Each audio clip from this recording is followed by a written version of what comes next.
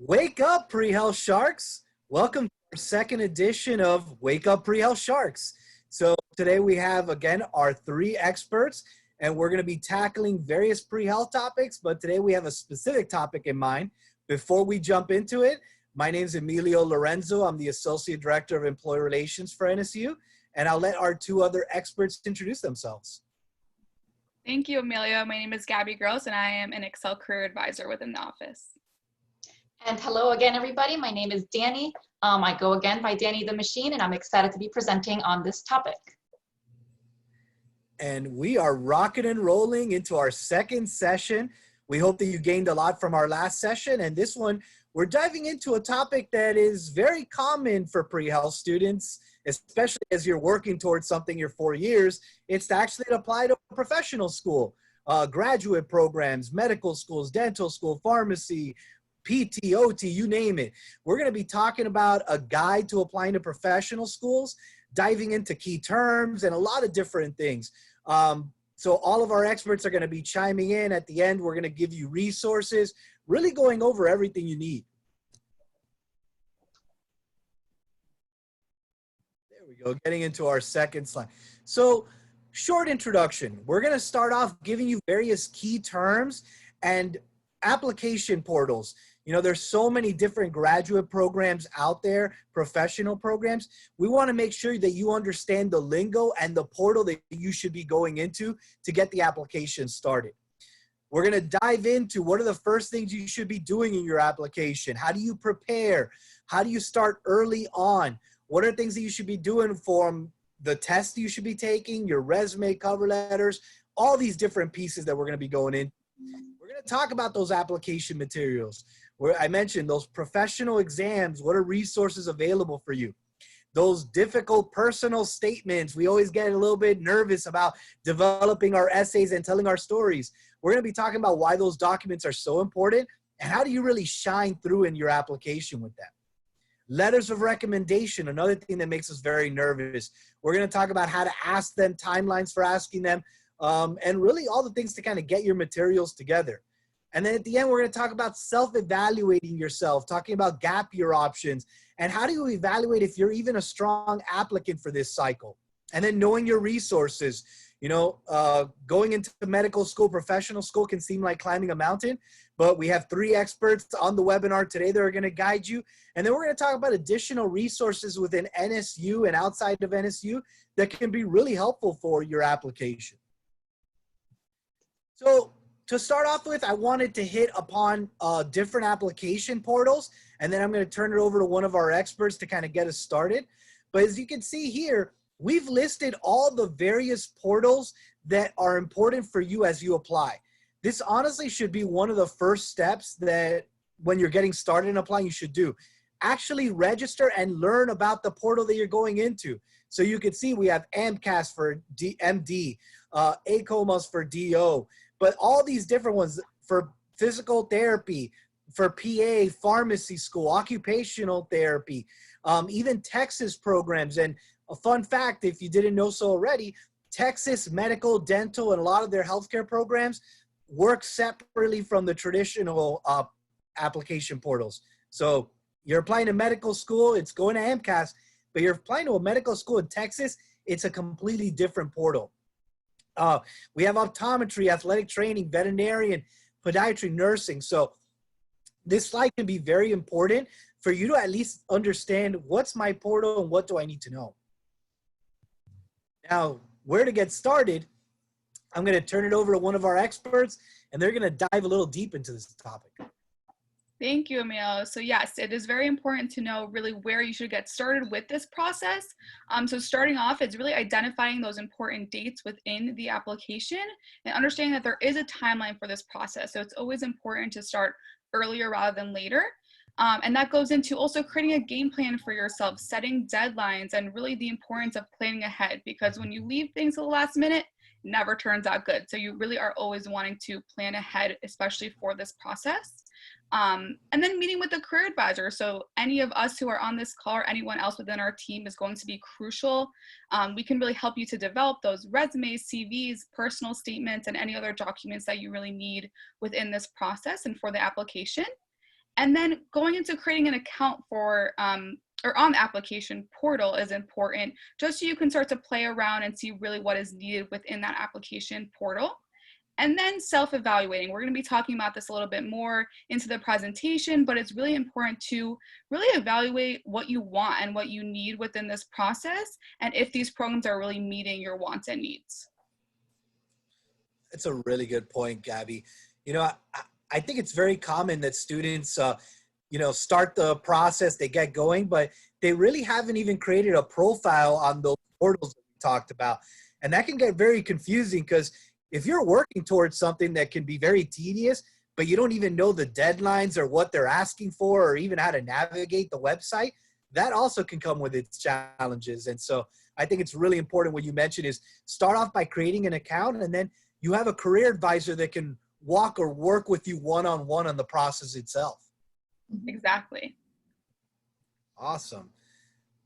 So what about the timeline for application? I think students are curious, especially where we are now. We're entering April. What are some things that they should be working on right now? Yeah, so April, May, exactly where we are right now is very crucial for the timeline. So you should begin by taking any professional exam that you do need for entrance, and waiting, even if you have already taken that exam, for your score. It is very important to reiterate that you need to take these exams early. I know it's kind of a weird time right now with the coronavirus and the pandemic going on, so some students may be having to take these exams later, but with that being said, you're always going to want to take it as early as possible. Within these months also, AMCAS and any other application portals really open up. So you're going to want to start to fill out these primer applications and creating a profile. Like I said before, just tinkering around, playing around within, just become familiar with these portals. You're also going to want to order and collect your transcripts so that these portals and these programs can really see your grades and see your strengths within your academics. And keeping in mind, ordering them from all colleges and universities that you are, or you have attended, because there have been students, that have attended multiple universities. And then confirming deadline dates for the program through the application portal is also important. And then moving into June and July of the application year, you're going to also want to begin to make final decisions of which medical schools or which other programs that you are applying to, and submitting really those primary applications. You also are going to want to send those official transcripts over and just confirm that that is in and that they've received those, as well as your letters of recommendation. Then going into really the AMCAS and any other portal that you're going to be using to apply, you're going to want to verify that or these programs, are going to verify the primary application and start opening those up. Then medical schools and other professional programs really are starting to make the decisions for students regarding secondary applications, and if they want to be sending those out to those students. So if you are invited to complete a secondary application, you're going to want to begin it really sooner rather than later, like we always say, planning ahead. And then during these months upcoming in June, July, you're also going to want to begin preparing for the interview process. So whether that's, doing your own research online or coming in to meet with a career advisor to do a mock interview or review interviewing is going to be crucial. All great points. And I think this is a great timeline for students to follow. Also, take some time. Last week, we talked a little bit about the 5 pillars. Gabby talked about a lot of things you should be working on in April and May, but you should also self-evaluate your weak points in your application and how you're going to either explain it through your application or how you might use these next month or two to strengthen those areas. We talked about the importance of research and other things, but these are some real key months to not only get yourself prepared, but evaluate what are your missing links or things that you really should be strengthening in your application.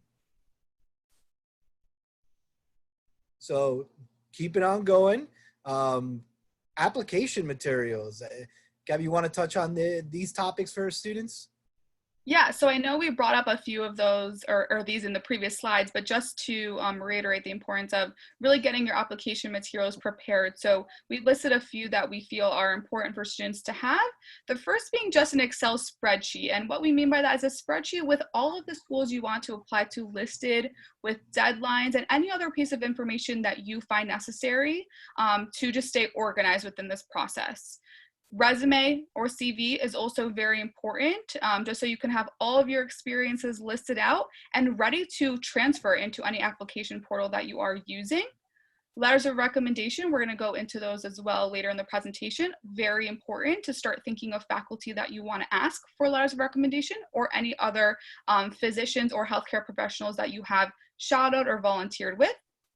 MCAT or any other professional exam scores, you're going to want to start becoming aware of these exams and making sure that you do have your scores available to submit. Transcripts as well, so those grades, like I spoke about before, very important to send over to any of the schools you are applying to. Application fees, this is something that a lot of students forget about. You know, most of these programs do have application fees, and if you are in need, you can definitely submit waivers to get these application fees waived if needed. Personal statement, also very important. Like Amelia was saying earlier, a lot of students get nervous to submit personal statements and write these personal statements. We are here to help you with that, but that is really one of the most important application material documents that you do need. And then going into, similar to personal statement, secondary applications or essays, because you might be sent a secondary application, so you want to be ready for that. Yeah. You know, I wanted to get to that point when you talked about resumes, Gabby. You know, I think a lot of you, as you go into that application portal, you're going to create a profile and be like, wow, no one's asking me for a resume. And that might be true, but just know that those people that are writing your letters of recommendation are going to ask for resumes. Also, it's going to be easier for you to plug in your experiences on your primary application. Guys, anytime we talk about primary application or you hear the word primary application, they're talking about the things that you're plugging into those portals itself. And so there, they will be asking you, tell me about your most memorable experiences, or tell me about your most involvement. And they're going to have you select 3 or 4 that are the most meaningful, and you're going to get an additional characters to be able to plug in there. By having it written out on your resume already, it's going to be a lot easier to be able to transfer that information. But you should spend some time with your career advisor and look over the experiences you already have there, and already start thinking, if I had to really zero in on, out of all these experiences, which are your most meaningful, being able to already pre-select that and be able to start articulating why were they so meaningful. Because on that application, you're going to have to expand and really zero in on why those things were so impactful in terms of your journey to medical school or a professional program. Yes, Exactly. and I also, oh, sorry, go on, Gabby. Oh, no, it's okay. You go, Danny.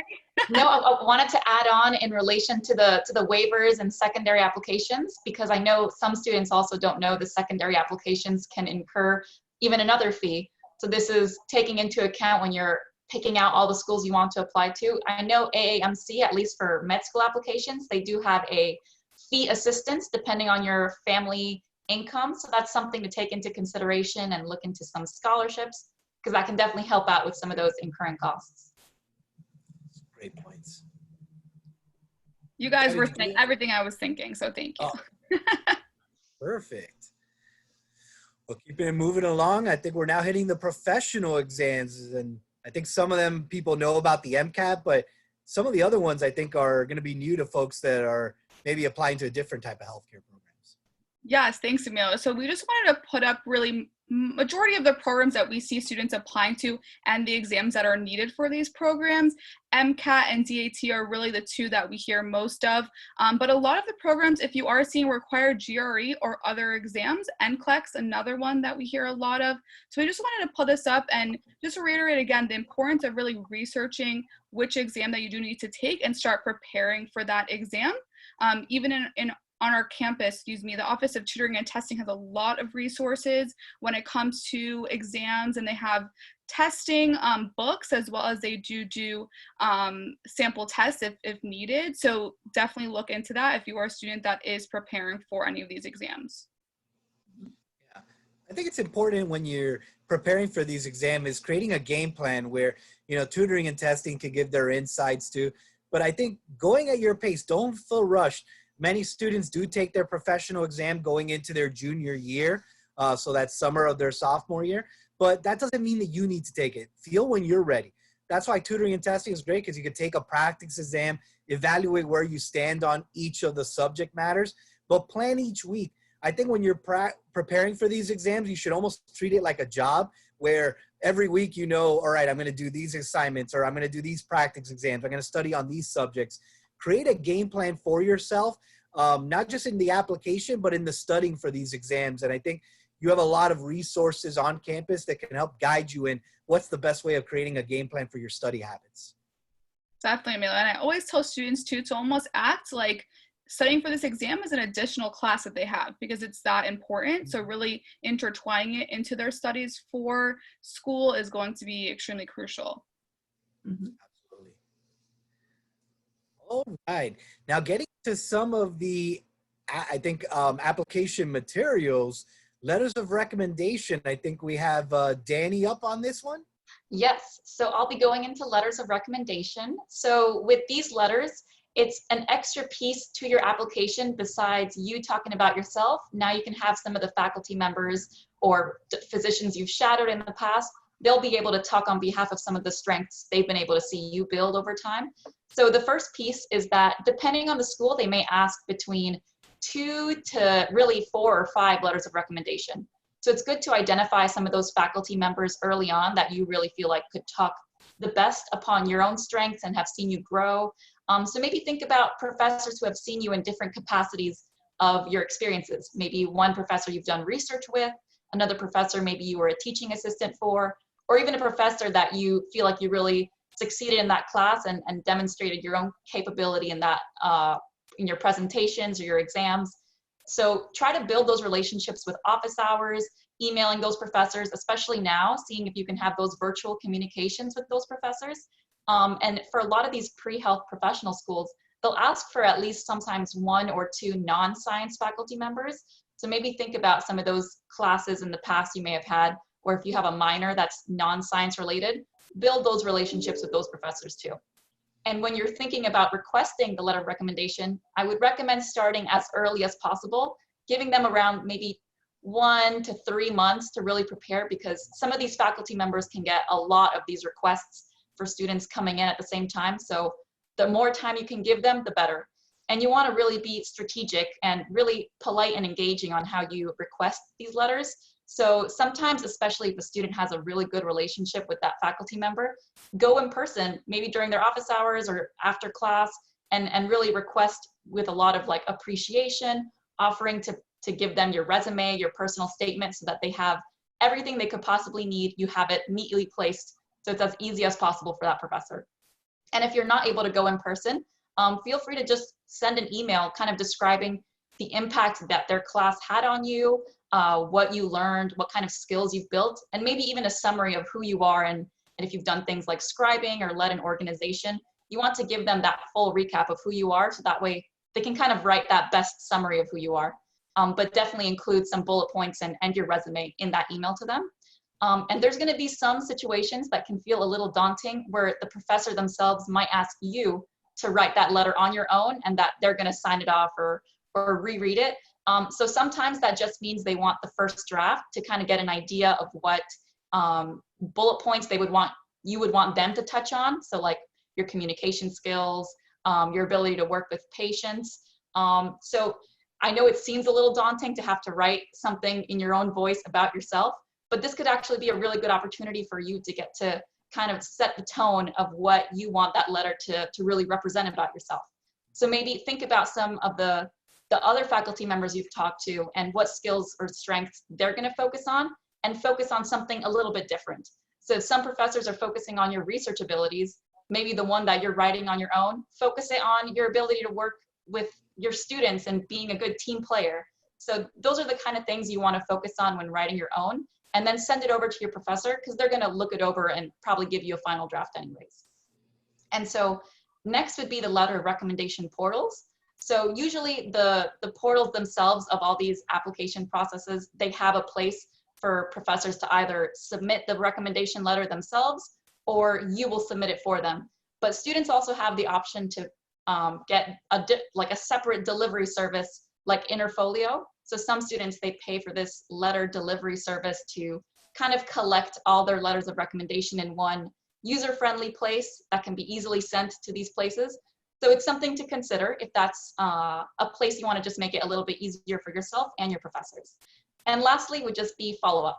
So this is a two-parter. One, follow up with your professors, because sometimes they have a lot going on in the semester and you want to follow up to make sure that they're still keeping track with the letter of recommendation, maybe like 2 to 3 weeks before it's due, you want to check in with them and see if they need that extra push or help, or even if you need to write it yourself. And then the second follow-up would be after they write it themselves, you really want to appreciate their time and send maybe a thank you email, a note.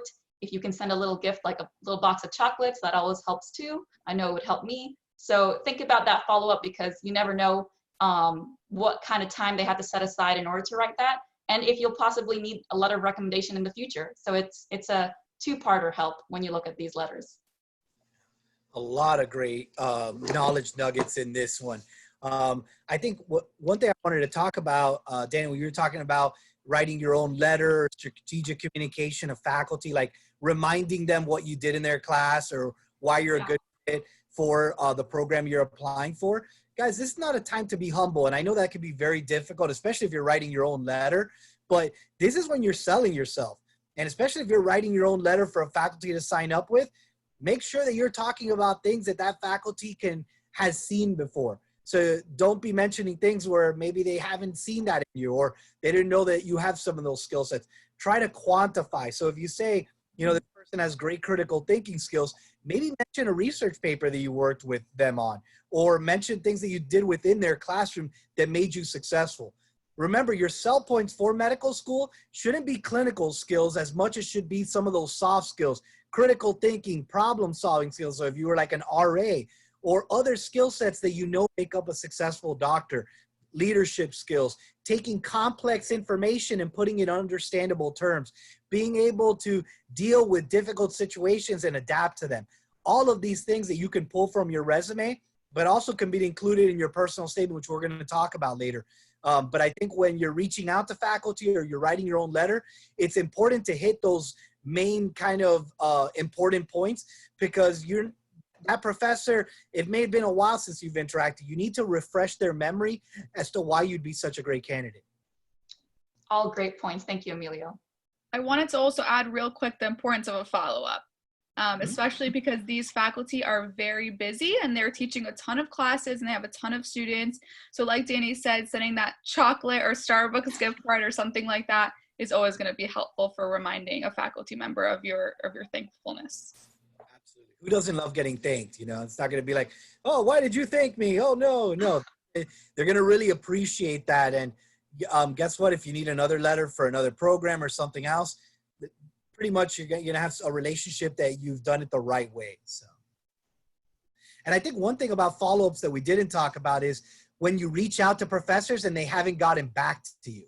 Don't be afraid to follow up, especially if that professor is giving you verbal confirmation that they are going to write the letter, but you haven't gotten it in some time.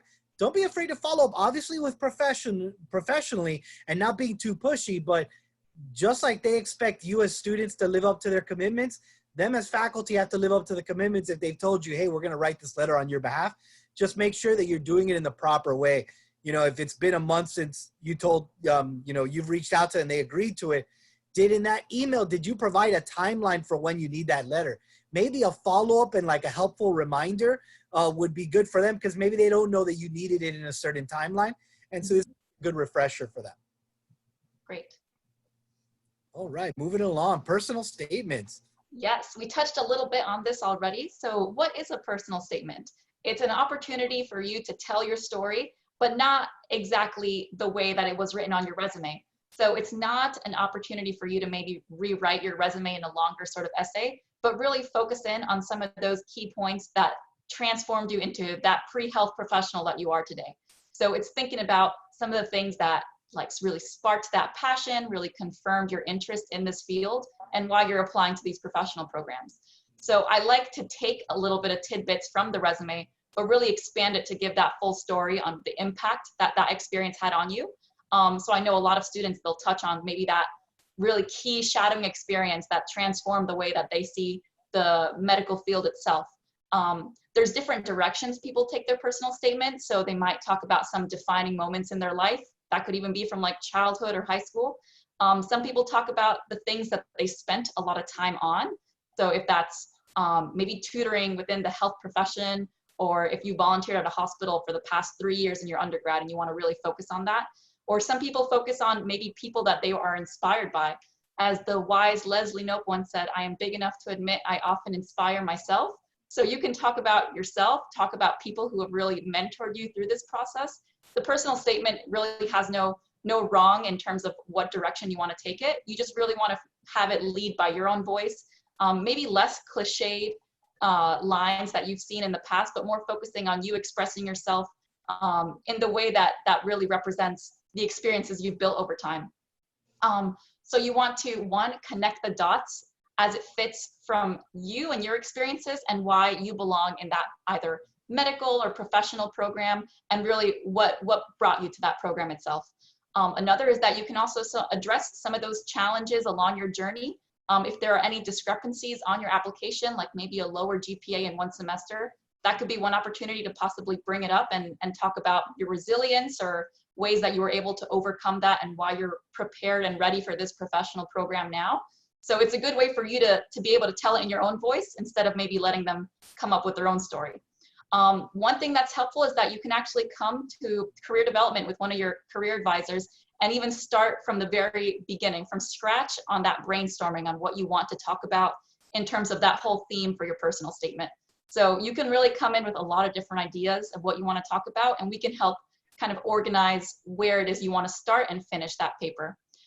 Know your character limits too. All these application portals, they have some pretty different character limits. So for example, for some med school applications, it's around 5,300 characters, where others may be closer to 4,500. So check out the application, and maybe when you're starting that brainstorming process, just spill out every piece that you want to write out, because it's easier to condense to that character limit than to have to maybe pull out some more words later. So, but keep that character limit in mind, because it can help you in terms of condensing it later on. And lastly, the Writing Center is also very helpful in doing some revisions and proofreading, because some grammar pieces are definitely things you want to make sure is all polished before sending it over to that admissions committee. I know the Writing Center they are doing some online appointments right now, so feel free to go ahead and start brainstorming with us and then sending it over to them, because it's a good three-way process to make sure you have it as polished as possible. And this was an insightful overview on personal statements. I think I wanted to also talk about, just as a whole, this is your story, guys. That's why I love personal statements, because it's a chance to tell your story. So don't get over-consumed by saying, oh, can I see other sample personal statements? Or what are the common things people always say? Because then you're going to fall into some of the pitfalls of bad personal statements. Like, for example, people that start personal statements with Albert Einstein was quoted as saying, what medical school or professional program wants to hear about what Albert Einstein says? They want to know what you want to say. So don't start with a quote from someone else. If you wanted to start off with a life motto, like, I've always lived my life by giving everything I had and sacrificing for others. For example, growing up, I went on a lot of mission trips. You see how I did that?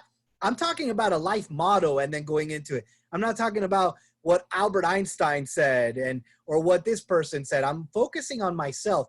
And storytelling, jumping into your experiences. Danny mentioned a lot of things that you overcame, but it's a chance for you to quantify your experiences and connect the dots for the admissions committee as to all these things that you did in the resume. How is it going to prepare you for a rigorous graduate program? You could also be able to talk about your future goals, how this program is going to help you make an impact on that. But it's a real chance to put everything together and tell your story. And it's almost a helicopter shot of what led you to this point in your career. But there's a lot of great kind of fact nuggets that Danny provided that are really going to help guide you through it. But we're going to do a whole session on personal statements where we dive really deep into this topic, because it is a very important aspect of your application. Definitely. Good. I want to add that personal statement brainstorming is really one of my most favorite appointments, throughout the week. So I want to emphasize the importance that students can definitely come in and brainstorm with us. Even myself, and I'm sure you guys agree too, sometimes it's hard to answer really those why question and those aha moments, and when did they come, when did they appear? So definitely come in to meet with us to work on these statements. Absolutely. And building off what you said, I think when students brainstorm with career advisors, it helps them start thinking about other aspects in the application, the primary application and the interviews. Because in your personal statement, you're really challenged to articulate this in a narrative. And so we ask you, why did you choose medicine? when, you know, when you apply to a professional program like PT, you know, it's a journey, your 4 years. So by the time that you choose to apply, this passion that you have for the field is a full-blown fire. I want to get back, and in those advising appointments, we try to get you to think back to before it was a fire and it was just a spark. When did that start? How did that fire get fed? And so by working with your career advisor and brainstorming, you start answering and being able to get real confident in being able to talk about your passion. How did you confirm that passion? What makes you a good fit? What are your future goals?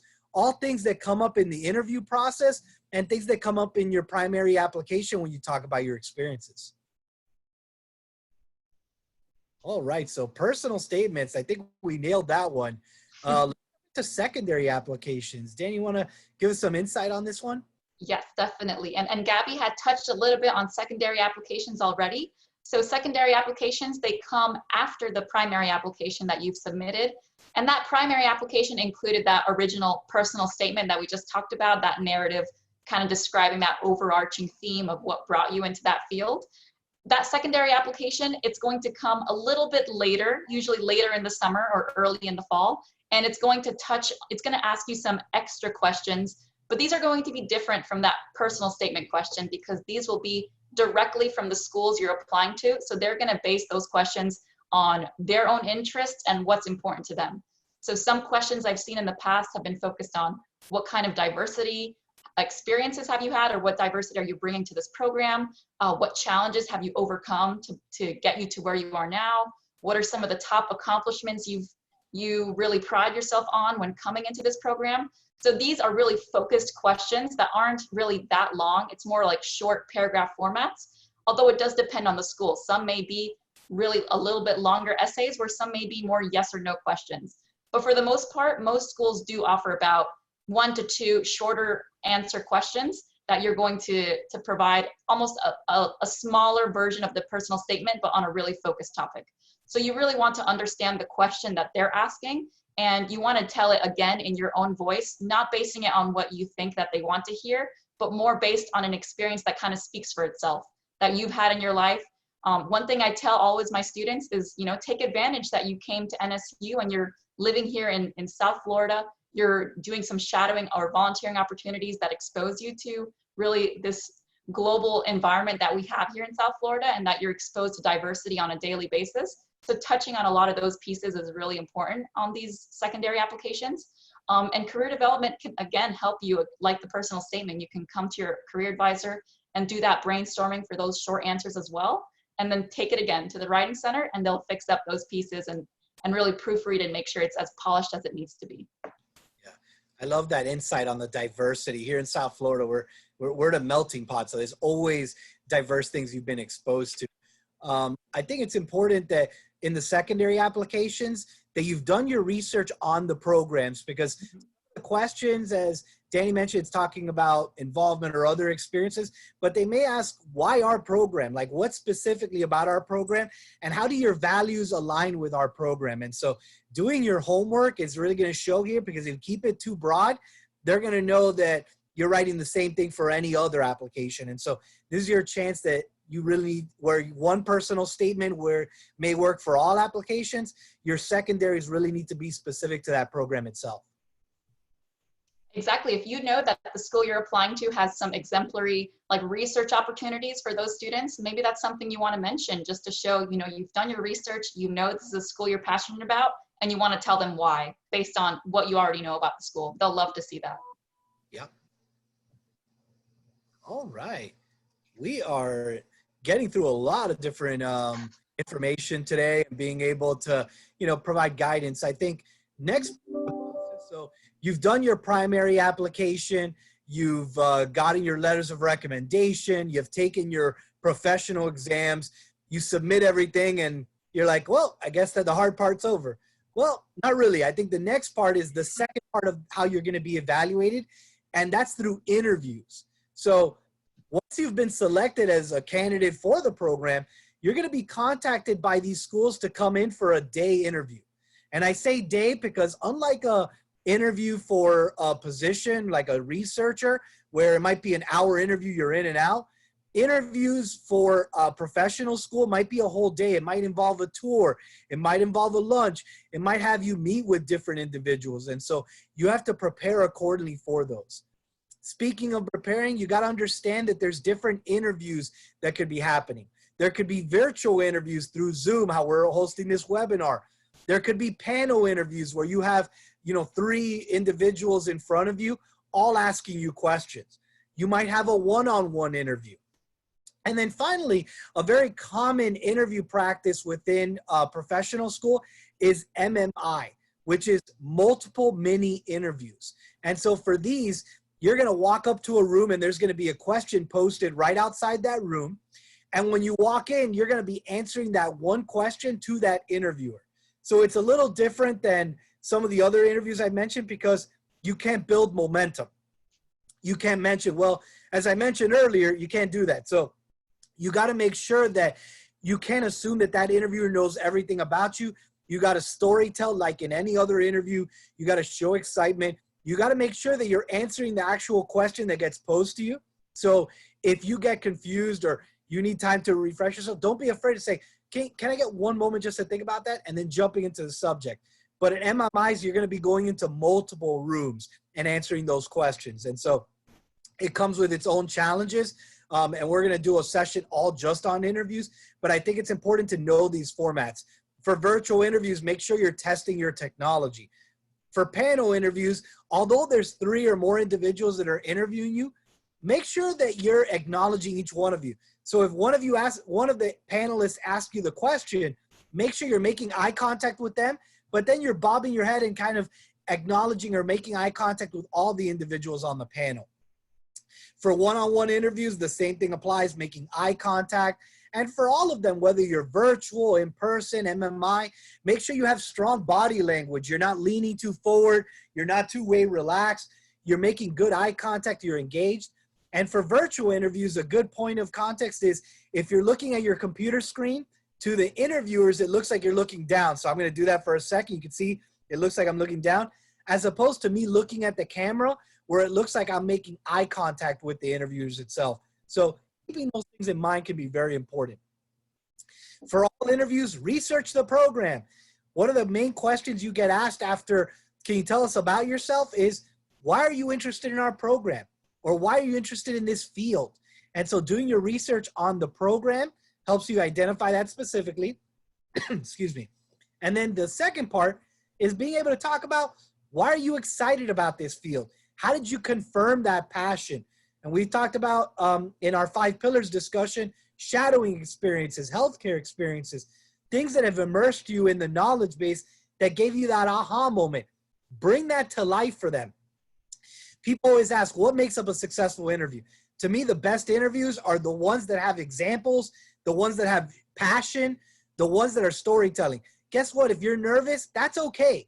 But if you get stuck in your words, just push through it. There's nothing you could do about it, but it's a lot easier and more successful in interviews if you're storytelling, giving examples. First, that's stored in a different part of our brain. And so when we get stuck, it's going to be hard to remember that rehearsed line we had the night before. It's going to be easier you being able to show them what you're trying to tell them. And so think about those storytelling. And so it's important that when you're going into interviews, you start researching what are the most common questions I'm going to be facing and what are ways that I can expand on that or have stories tied to that. A good resource for that is Student Doctor Network. They have a list of all questions. You can actually look it up by programs where students are giving information or specific questions that they face last application cycle. So that can be really valuable for you as you prepare and start thinking, because one of the most nervous things about interviews is the unknown. Why don't you illuminate that unknown by doing some homework on what you might be asked? Something that career advisors can also help you out with. I know in our office, we give mock interviews in all these different formats, and chances are it's going to be a little harder with us because we'd rather you get that deer in the headlights look with us as opposed to facing it in the admissions process. So be sure to sell yourself, sell your fit, dress professionally. For any of these formats, make sure that you're making a good impression. You're dressing professionally, whether you're virtually or in person. I've already talked about testing your technology, especially if you're in a Zoom meeting. You know, it could take a lot from you if you don't have good network, and every time you're talking, you're getting cut off. You're losing the momentum in that interview. So test your technology. We've talked about story banking, a huge tool for you as you prepare, and kind of gathering examples that can highlight or show to the admissions committee your fit. Prepare questions for the admissions committee, and they could be questions that you've researched. Just make sure it's not questions that's on the front page of their website. Make sure it's questions that have you think about, hey, what type of mission trips do dental students usually go on? When, you know, what are opportunities for research, or asking them a trend in the field? These all could be very relevant, but you absolutely want to have 2 to 3 questions at the very least prepared for the committee. And it's okay that you have them written out. I think at the end when they say, well, do you have any questions for us? And you'd be like, yeah, I've actually prepared some questions. Would it be okay if I bring out my portfolio to be able to ask that? They're going to be okay with it. Chances are they had a sheet in front of them that they were using to ask you questions.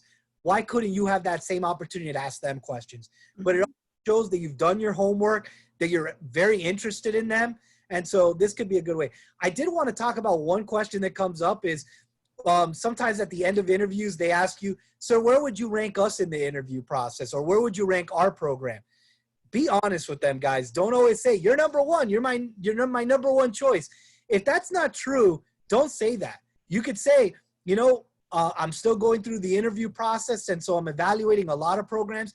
I rank your program in my top 5 or very highly based on X, Y, and Z areas, but I'm still gathering information. Now, if they are the number one program, tell them that. That's great. But you'd be surprised on how these programs chat with each other. And if you're telling everyone they're your number one choice, that's going to come out. And your values and your integrity are essential in this process. And make sure that you're not hurting that just by putting something that you think they want to hear. And so being honest, and there's ways of saying that you're their number one choice without saying that saying that they're a top choice without saying that they're number one choice. So I wanted to hit on that. And then following up after interviews. We talked about earlier about following up after letters of recommendation. Thank the people that interviewed you. That's why it's important to grab business cards after the interview process and just thanking everyone that was a part of the process. Yes, and I did want to also add, I can't emphasize the importance of practicing for these interviews too before going into the actual scheduled one that you do have. Even myself, interviewing for a career advisor position, I myself did a mock interview with a separate career advisor because you can't practice enough on making sure these answers come out polished and confident, and it helps to really have someone give you that feedback, especially if it's been a while since you've even done an interview. With a career advisor, you can do it over the phone, over Zoom. We can do a mock MMI. So just let us know what your needs are and we'll accommodate. That's a great point. So now, talking about other aspects that are part of the application, but still very important, self-evaluation and gap year options. As we did a whole presentation and webinar on the 5 pillars of pre-health, and those are just areas that are crucial to you getting accepted into these programs. Be honest with yourself, or have a career advisor, academic advisor, mentor, or faculty that can be honest with you. All of these applications, they cost money. It's a lot of work put into it. You want to make sure that before anything else, before creating a profile, before anything else, you can actually answer the question, why do I want to be a doctor, dentist, PT, speech language pathologist, OT onwards? If you can't answer that, you need to do some soul searchings and some reflecting as to, why did I choose this industry in the first place? Why am I a good fit? What do I want to accomplish? What are the values that I find very important in a career? And these are things a career advisor can help you pull out, but you have to be able to answer this before you put your, all your chips in the middle and start applying. And as you start evaluating these things, maybe you start realizing, although I can articulate while I'm passionate about it, when I self-evaluated myself, or I've talked to my mentors, advisors onwards, I've realized my application isn't as strong as it should be, or the schools that I'm going to be selecting may not be in the location that I want. And so maybe it's best that I take a gap year so that I can feel more confident about the next recruitment cycle. Other reasons you might take a gap year is, guys, if you're burnt out by the end of your 4 years at college, or 3 years if you graduate early, jumping into a graduate program right away may not be the best decision, because as burnt out as you might be, or as challenging your 4 years in undergrad were, they're not going to compare to the professional school. It's not going to get any easier. Excuse me. And so you need to make sure that you're with a fresh mindset, you're passionate, and you're ready to take on the challenge of a rigorous program.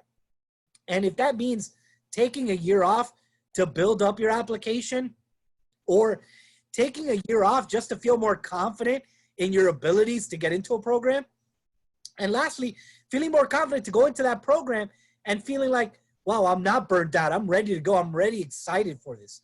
And so there's a lot of things that you can do in that gap year. You can become a scribe. You can take a research position. You could take a full-time position within a healthcare setting. You could do a medical mission trip. You could also evaluate, what are the aspects of my application that aren't strong, and how do I fix that? There's transitional graduate programs, getting a master's degree, looking at programs that, whether you go forward, that degree stands on its own, like a master's in public health, whether after that you decide to go back into or apply to medical school or use that degree, it has a lot of value. But there's a lot of gap year options. You know, we could do a whole discussion just on that. But your career advisor can help evaluate, what are aspects of my application that are missing or lacking, and what are opportunities or avenues that I can build those up. But again, don't get discouraged if you have to take a gap year. A lot of students do it, and it only makes you a stronger student going into the program itself, especially if you've never done research, or you've really been grinding those 4 years and you've really never taken a step back or even worked in a healthcare setting. These are all options that can be valuable on why you should take a gap year. And lastly, review the 5 pillars. It's a great way of self-evaluating yourself, or having others evaluate where you stand on the application. You could also go to Student Doctor Network. I know I had mentioned you could pull interview content from there, but it also has a lot of the professional programs listed. It gives the average GPA score, the average professional exam score, so that you know where you could stand. If you're way below those average scores, it might be important to evaluate how I can utilize a gap year to really strengthen up my application and my confidence level. Mhm. Thank you, Amelia. I wanted to also add that gap years are totally okay. I see way too many students in my office telling me that they're either embarrassed or ashamed to take a gap year for XYZ reasons, and it's totally okay to do a gap year. That is really part of the self-evaluation process, and noticing that gap year is necessary, and really adding to the fact that if there's a program like a med school or a dental school that you really want to be at, even doing a post-bac program at one of these universities would be so important, and show this institution that you really are dedicated to that program. That's a great insight, Gabby. So we've gone over a lot, I think, from self-evaluation to your application material to professional exams. I think we've covered a lot of things. I think one thing we didn't cover, which we actually talked about in our last session, is your wow factor. All the things we talked about are great, guys, but don't be afraid to tell your story. Don't be afraid to help yourself stand out amongst the application pool by talking about what makes you unique. What are experiences you've had, or expanding on those experiences. Don't just look to the left and right of people that are applying and assume you have to do the same things. You all have your own individual story to tell. Find the avenue to tell that, and be humble, but don't cut yourself short on experiences. If you went and studied abroad, you did a medical mission trip, you did a research experience, you made an impact in any capacity, you did a case competition that you won or competed in, tell your story. Tell them why it's going to make you a successful healthcare professional. Don't be scared to hold back, because your wow factor can really help you separate from the pool itself. Yeah, and your wow factor doesn't always have to be health related. It can really be something that, like I was saying earlier about your personal statement, it just kind of sums up something you've spent a lot of time on in your life. Like, let's say being a Taekwondo instructor for a couple of years, and you've really seen the impact of watching your students grow and building that interpersonal communication with them. Your wow factor is what really sets you apart from some of those other candidates. Absolutely. So I think we've hit a lot of points. Now, we've talked about a lot of different things you need to work on and where to get started, things you should be planning. We wanted to share some resources available to you as NSU Sharks, pre-health Sharks, that could be valuable. We talked a lot about career development. Obviously, us three work in the office, but we're here to help you. And we're here to help you guide through the process, make sense of information. And there's a lot of things in this application that can be confusing. You have our office, academic advising, tutoring and testing, the writing center that can help navigate these uncharted waters for you and put in a successful application, whether it's getting started, preparing for a professional exam, getting your personal statement updated. Each one of these offices have different ways to kind of support you in that.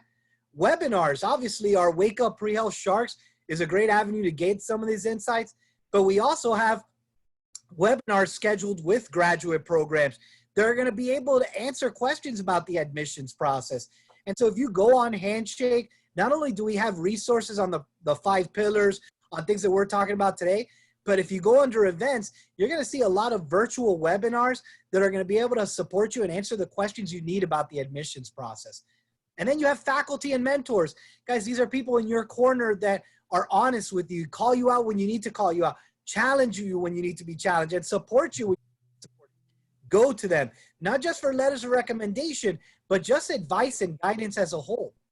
And then looking at other test prep programs, it could be Kaplan courses, it could be Crack the DAT. There's a lot of other outside resources that you should evaluate to see if they're a good fit for you. I like to bring up also the quote, it's not about what you know, it's about who you know. So really focusing on, connecting with all of these different resources, all of the individuals that are really here to help you at the institution. The way to have a successful application and to get into any of these programs is utilizing each one of these resources, not only career, but all of the ones listed. Absolutely. So now we know our resources, now know how we can help. So NSU Career Development is here to help you out. Grad school planning, personal statement development, getting your resume and CV development done, looking at the application portal together to see what you could develop in terms of expanding those experiences, interview strategies in terms of all the different types you're going to face, but really anything to support you in your next steps after graduation, whether it's looking at gap year options, applying to your program, making sense of the applications and what you need to get done, and getting a game plan together. Also, helping inform you on the resources. We're not just, applying to medical school or professional programs. You need to leverage all of your resources, and we can help you understand what's available to you as NSU Sharks to give you an edge as you apply to your professional program. So schedule an appointment with us. You can call our front desk at 954-262-7201. Or on this slide, you can see it has steps on how to schedule an appointment right through Handshake. If you go to our home website, nova.edu/career, it has a widget right there on scheduling an appointment online. Guys, we want you to be successful. That's why we host this Wake Up Pre-Health Sharks webinar. That's why our career advisor and our entire career team are here to support you. We want you to get an edge in your career, and we want you to dominate as you become healthcare professionals in your field. So we hope that you gained a lot of insight from our pre-health, Wake Up Pre-Health Sharks, and tune in next week where we wake you up with some more knowledge and some more information to be successful in your journey to becoming a healthcare professional. Thanks, everybody. We'll see you next week. Thank you.